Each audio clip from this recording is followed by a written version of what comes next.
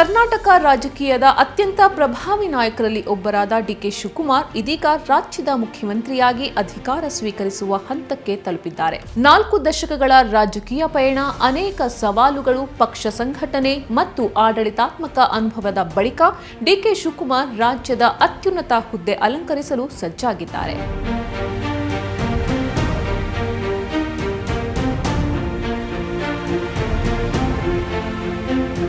1962ರ ಮೇ 15ರಂದು ಕನಕಪುರ ತಾಲೂಕಿನ ದೊಡ್ಡ ಆಲಹಳ್ಳಿ ಗ್ರಾಮದಲ್ಲಿ ಜನಿಸಿದ ಡಿಕೆ ಶಿವಕುಮಾರ್ ಅವರು ವಿದ್ಯಾರ್ಥಿ ರಾಜಕಾರಣದ ಮೂಲಕ ಸಾರ್ವಜನಿಕ ಜೀವನಕ್ಕೆ ಕಾಲಿಟ್ಟರು.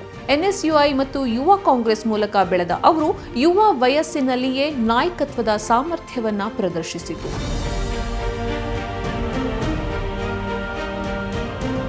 1989ರಲ್ಲಿ ಮೊದಲ ಬಾರಿಗೆ ಶಾಸಕರಾಗಿ ಆಯ್ಕೆಯಾದ ಅವರು ನಂತರ ಹಲವು ಬಾರಿ ವಿಧಾನಸಭೆಗೆ ಆಯ್ಕೆಯಾಗುತ್ತಾ ರಾಜ್ಯ ರಾಜಕೀಯದಲ್ಲಿ ಪ್ರಭಾವಿ ರಾಜಕಾರಣಿಯಾದರು. ಸಹಕಾರ, ನಗರಾಭಿವೃದ್ಧಿ, ಇಂಧನ ಹಾಗೂ ಜಲಸಂಪನ್ಮೂಲ ಸೇರಿದಂತೆ ಹಲವು ಪ್ರಮುಖ ಖಾತೆಗಳ ಸಚಿವರಾಗಿ ಅವರು ಕಾರ್ಯವನ್ನ ನಿರ್ವಹಿಸಿದ್ದಾರೆ. ರಾಜಕೀಯ ವಲಯದಲ್ಲಿ ಟ್ರಬಲ್ ಶೂಟರ್ ಅಂತಾನೆ ಗುರುತಿಸಿಕೊಂಡಿರುವ ಡಿಕೆ ಶಿವಕುಮಾರ್ ಅವರು ಸಂಕಷ್ಟದ ಸಂದರ್ಭಗಳಲ್ಲಿ ಕಾಂಗ್ರೆಸ್ ಪಕ್ಷದ ಪ್ರಮುಖ ತಂತ್ರಗಾರರಾಗಿ ಕೂಡ ಹೊರಹೊಮ್ಮಿದರು. ಪಕ್ಷ ಎದುರಿಸಿದ ಅನೇಕ ರಾಜಕೀಯ ಸವಾಲುಗಳಲ್ಲಿ ನಾಯಕತ್ವವನ್ನು ವಹಿಸಿ ರಾಷ್ಟ್ರೀಯ ಮಟ್ಟದಲ್ಲಿಯೂ ಕೂಡ ಗಮನ ಸೆಳೆದರು. ಐಟಿ ಮತ್ತು ಇಡಿ ತನಿಖೆಗಳು, ಜೈಲು ವಾಸ ಸೇರಿದಂತೆ ಹಲವು ಸವಾಲುಗಳು ಎದುರಾದರೂ ರಾಜಕೀಯವಾಗಿ ಕುಗ್ಗದೆ ಮತ್ತೆ ಪಕ್ಷ ಸಂಘಟನೆಯತ್ತ ಗಮನ ಹರಿಸಿದರು.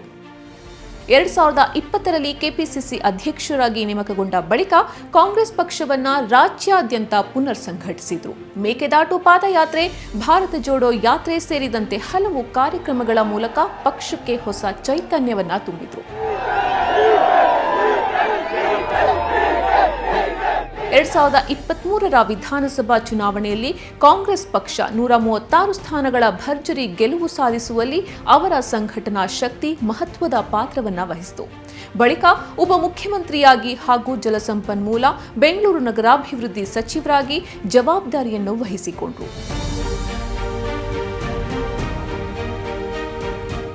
ಕಾವೇರಿ 5ನೇ ಹಂತದ ಯೋಜನೆ, ಎತ್ತಿನಹೊಳೆ ಯೋಜನೆ, ಬ್ರ್ಯಾಂಡ್ ಬೆಂಗಳೂರು ಸೇರಿದಂತೆ ಹಲವು ಅಭಿವೃದ್ಧಿ ಕಾರ್ಯಕ್ರಮಗಳಿಗೆ ವೇಗ ನೀಡಿದ ಡಿಕೆ ಶಿವಕುಮಾರ್ ಅವರು ಆಡಳಿತ ಮತ್ತು ರಾಜಕೀಯ ಎರಡೂ ಕ್ಷೇತ್ರಗಳಲ್ಲೂ ತಮ್ಮ ಸಾಮರ್ಥ್ಯವನ್ನ ಸಾಬೀತುಪಡಿಸಿದ್ದಾರೆ.